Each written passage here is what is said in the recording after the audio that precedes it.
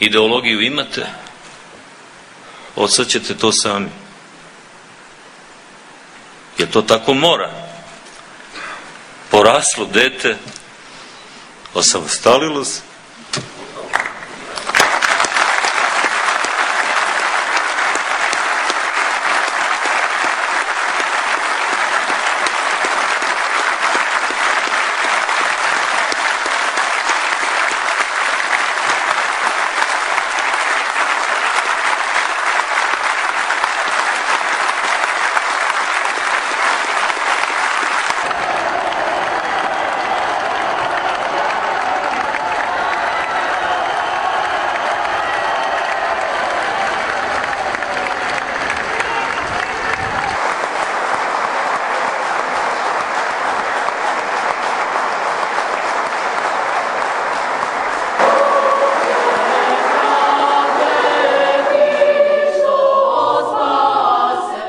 Želim drugačiju Srbiju, konačno ujedinjenu u borbi za bolji život.